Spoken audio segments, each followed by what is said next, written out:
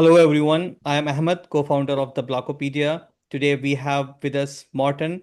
He started as a journalist, then worked many years in media and consulting, and now he's building Kaupr, a Web3 media project from Norway. He really understands how stories and trust shape our digital world. So, let's welcome Morten. Welcome to the show. Thank you very much for having me. Uh, Martin, I would like to start with your journey. How did you go from journalism and consulting to Web3? Well, back in the days, I was a journalist in a tabloid paper, but also in a business daily. So I worked a lot on traditional finance content, you could say. But then I have 30 or 20 or 25 years in communication, consulting, change management. Then I had clients, so I worked more in that regard. But in the last 3 years, I have been then trying to build a Web3 related media startup in the Nordics. But the real journey into the Web3 space is because I was interested in the Web3 concept as such, because I was very engaged in the Web1 world. I have been sick and tired of the monopolies in the Web2 world, where you have to be have a lot of fans, for instance, as a creator to get some traction.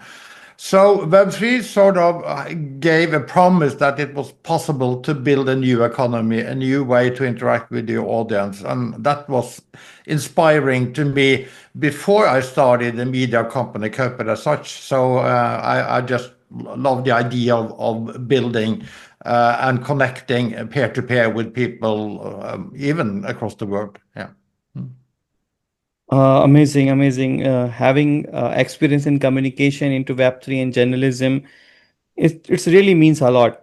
So, when you say about Web3 media, what do you really mean? Like, I usually I want to for the community side. Lots of the people think like, what does it mean by the Web3 media?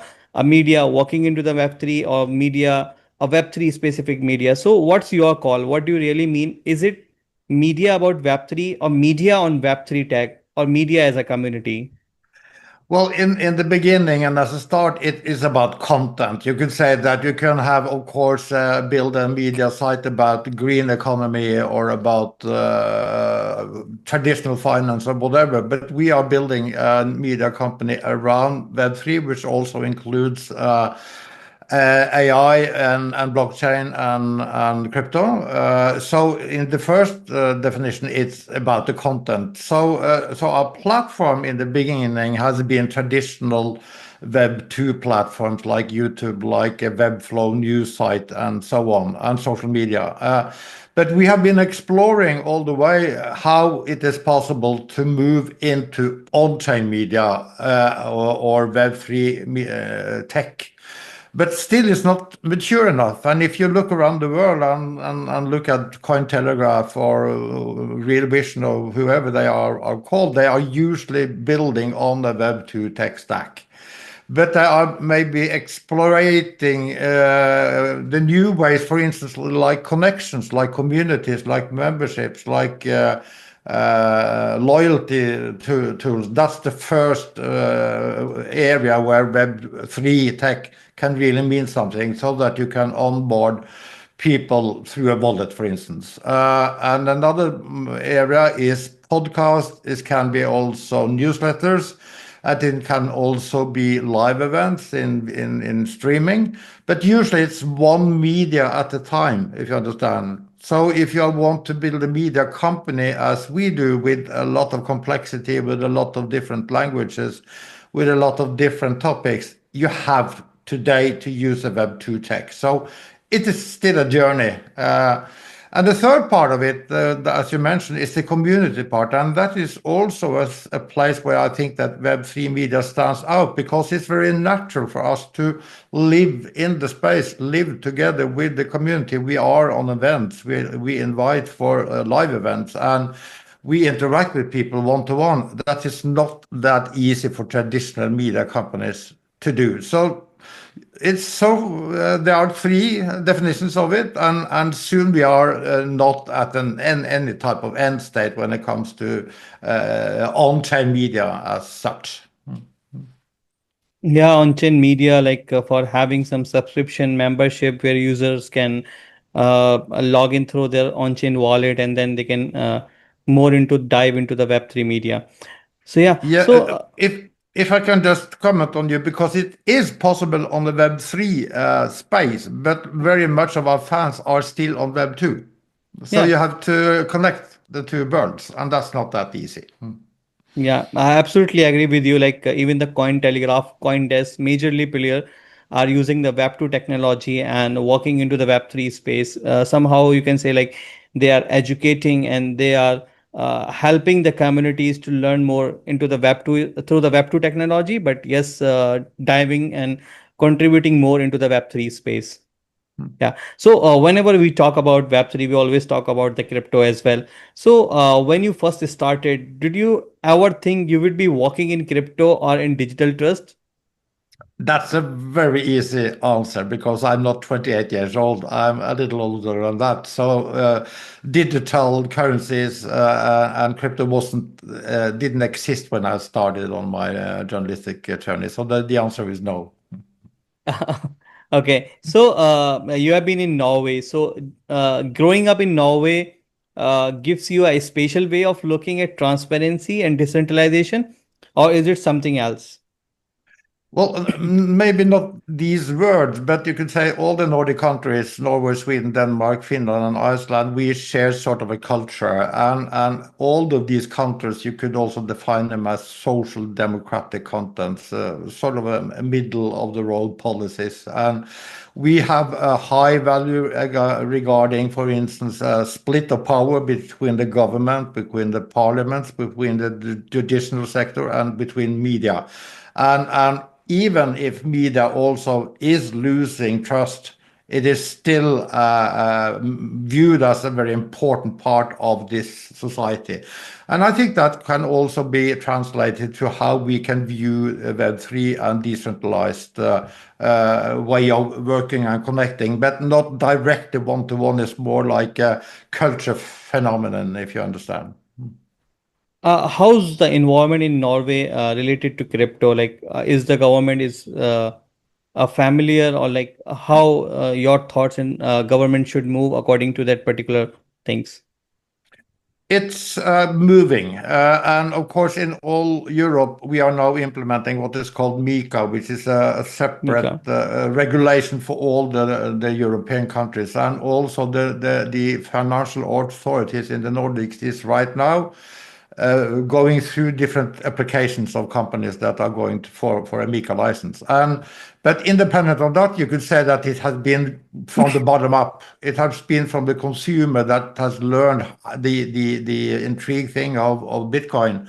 And right now there are about 11 or 12% of the Norwegians that are having one kind of crypto, and a little less in the other Nordic countries. But it has, for the last couple of years, been a really, really great growth. Amazing. Good to know. I have seen like you have a very vast experience, like 40, more than 40 years is a huge, huge time. And I'm curious to know, like you have been curious about new ideas for 40 years. How do you keep that curiosity alive? You almost answered directly because you said curiosity. I'm always curious about, and of course it can be on a lot of different things. It could be traveling, for instance, but in my world it has been technology, and not only technology as such, but also what it can do for societies, for people, for businesses. So I'm every time when I dig into a new technology, I'm asking, okay, what can you do about it? How is it any utility here? Can it improve people's life? Can it improve other types of things that is happening in a society? So it's sort of self-fulfillment. I'm always curious about new opportunities. Yeah, the same like we always must to be curious. We always must to be eager to learn. And this is also like I feel like Web3 is teaching to us. So every time like Web3 into the Web3 space, every year we have seen like there is a new technologies coming out.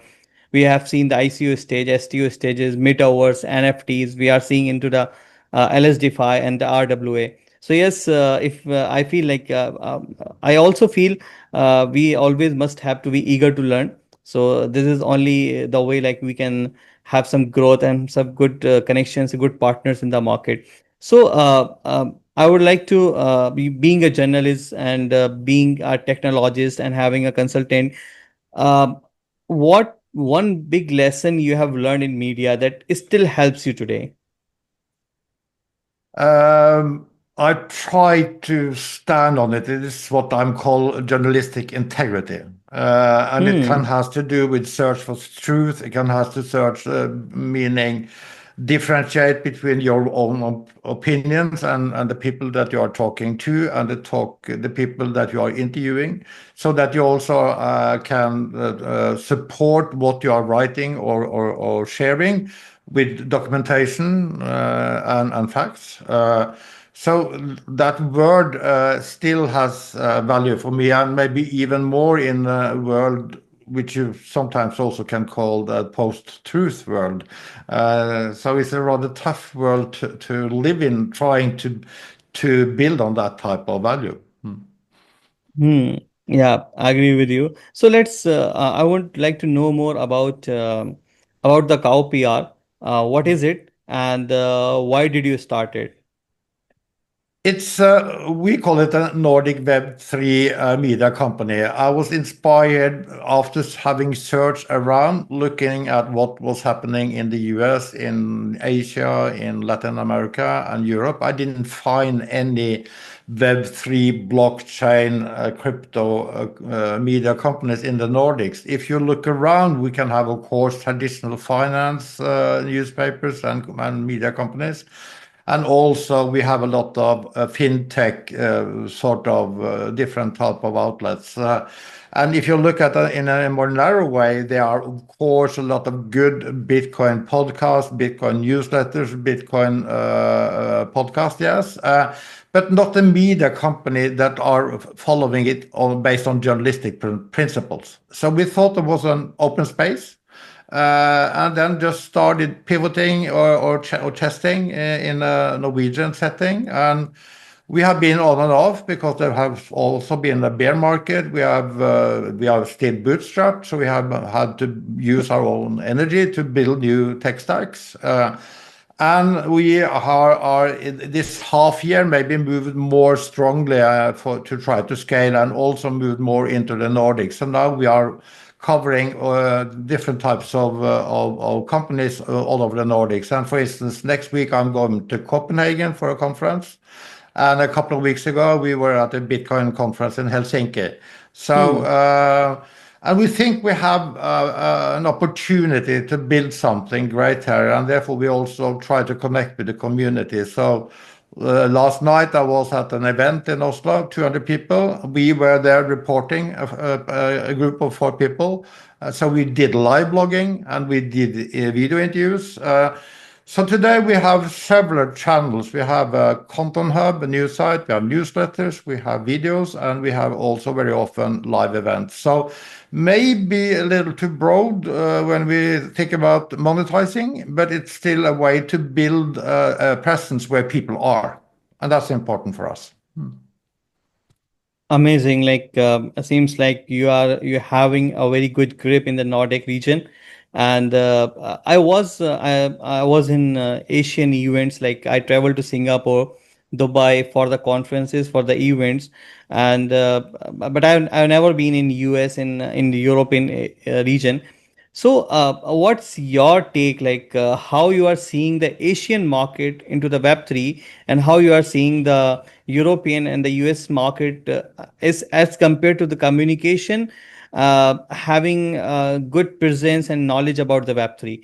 Because overall, through the media, we are educating, we are distributing the things so that we can educate the community, we can spread the word, what exactly words is talking about. So, I feel like this is the main agenda of the media. So, what's your take? How do you see the Asian market and the other markets?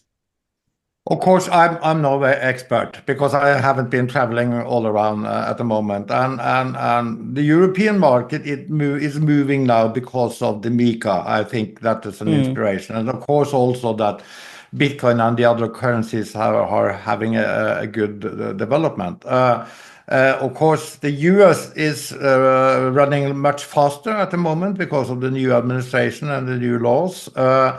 As I understand about Asia, it's very, very exciting, and we also read a lot about different types of for instance, utilizing stable coins, but also the metaverse is still a word there. Maybe you have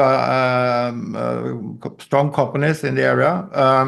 While, for instance, Latin America seems to be a place where the stablecoin and the fintech industry is still is really experimenting and building new opportunities. So, sort of all parts of the global world has something to add to this change. Do you feel in still like communication is quite broken in Web3? Well, I saw that you wanted to ask me that question, and what I mean by that is that maybe it happens every time when a new industry is coming aboard, and then the media follow up and are going to be very supportive. I think that you also have to be critical when you are working within an industry. So you also have to ask the tough questions. You also have to be aware of what is happening. And still, there are a couple of problems. The one is the language. A lot of people talk about technology in very hard ways, while if you think back to when mobile came, when email came, nobody talks about the protocol about behind the email today, but in Web3, everybody talks about it. So then it creates a barrier to reach new people. And the other thing is that it has also been very, very many pumps and fallouts after that. So to build also trust into an economy that is more long-term and projects that are more long-term and sustainable, that is also a very important part of the story the narratives that we should share. Awesome. Today I was learning about you, and I was just searching on LinkedIn, on Google, or other places, and I have seen like you often talk about trust through transparency. How does that work in the practice? It is a world right now which is rather tough because we also have artificial intelligence, right? And we can watch videos on X or wherever where we are asking ourselves, is this truth or is it not? And I think that AI and the blockchain can support each other to be a verification layer for Hmm. what is the truth or not. So, but it hasn't been delivered yet, but I think that's a potential. The other thing that is that you have to have personal responsibility. Of course, I know that today that I can be copied. I can even use AI to be myself in the video. But I'm trying to be out there communicating with people. I very often take a cup of coffee, and so far the AI robot cannot meet with people taking a cup of coffee. So I do that, and I also then, of the same reason, goes for a lot of events. So you have to be personal responsibility. You have to be visible. The brand has to be personal. That's one way to be transparent. And we also try to, when we are using other types of sources, and for instance using AI, we also try to write that this is then produced partly using AI in any one way or the other. So openness about your journalistic method is also part of this transparency. Yes, yes, you are totally right. Like AI can be look like Martin, but AI can't be a Martin. So yes, this is the transparency we have to maintain and we have to build it. I would like to move towards some advice, some future updates. Uh, so, uh, what's one web story or narrative that you think people are getting wrong? Once more, please, because I didn't get what you meant. one narrative. Hmm. Like, Please repeat the question. yeah, I would like to know what is the one Web3 story, or maybe some myth, or maybe a narrative that you think people are getting wrong? I think the potential is ownership, but I'm not sure again that it is proved all the way. But when I'm mentioning ownership, I think not only ownership of money or assets, I also think about ownership of your identity, of your content, and even on your social graph. Therefore, I also is a very supportive of decentralized media in the social space in Web3. So maybe that's a main point for me at the moment. Okay, so and if a young student asked how to start a career in Web3 media, what advice would you like to tell them? Maybe two things. Maybe the one thing is that even if we are living in a new world, both technically and also on other, you have to build a craft. You have to build how do you tell a story. There are methods there, even if you have new tech tools. What is the main point of a story? How can you support the story? How can you document it? How can you share it? So you have to learn your main journalistic skills independently of the industry that you will want to work in. But then, of course, in the space, you have to just be curious, connect with people, connect with experts, connect with people that are shareable people, because there's a lot of people in the space that want to do that. And then, also, that is a gift that we journalists really have. We are allowed to ask stupid questions. Uh, so we don't necessarily have to answer them all the time. So that is a good thing to do as well. Be just explorative and be and ask people about why is this protocol interesting? Why is this company? What can it do? What is the use case? And what does it bring as a value? That is at least a couple of questions that you can move into the space with. Yeah, absolutely agree. Like, I also feel the same. Meeting and connecting with the people, I feel, is a real asset. So this is the only thing, like, I feel like we have to be earned. Uh, Meeting and connecting with the people is a really gives you like the things like which you can't achieve by having sitting on a desk, or maybe having reading a book. So this is the same thing I want to feel. So I have one to two rapid fire questions. Which one podcast or book would you like to recommend to someone?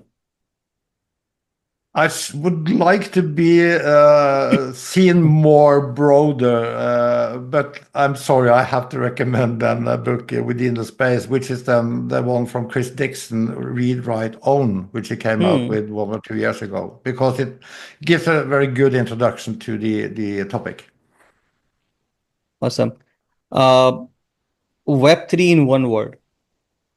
I think I've always said it. I mean, ownership. Oh, amazing. One quote or life motto you live by. Well, I'm not walking around with a lot of mottos. I try to build on some values, and one thing that is important for me is to keep passionate. And in my world, it is an inspiration. It is a rule for myself to be energized, to be curious, to be passionate. But it also involved the people around me and people elsewhere in the world, that you also have to be passionate about their needs and their struggles and their opportunities. So passion is maybe the one at the moment. Yeah, passion is everything. Passion towards and passion towards a job, passion towards a business, passion towards a learning. It's a real growth, I feel. So I will be ending up this session with this last question. Would you like to share any future updates or any journey or anything advice would you like to share our audience who is watching this podcast? Um, Again, if you are working in the industry, if you are investing in the industry, if you are hoping to maybe have a job and educate yourself, keep open, keep curious, but also ask yourself, what is the real utility of this? Don't be catched by the shining objects, because there are a lot of them, but usually they are not sticking around. So try to find real people with good values and try to find real stories and use real utilities on the stack or on the solutions that comes your way.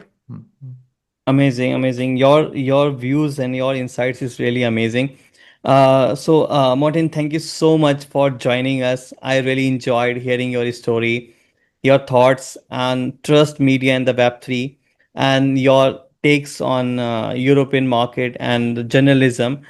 Thank you so much for joining us. And for our listeners, if you like this episode, uh, share it with your friends. Until next time, keep learning, keep building. Thank you so much, Martin, for joining us. Thank you very much for having me, and I will enjoy following you guys also as well.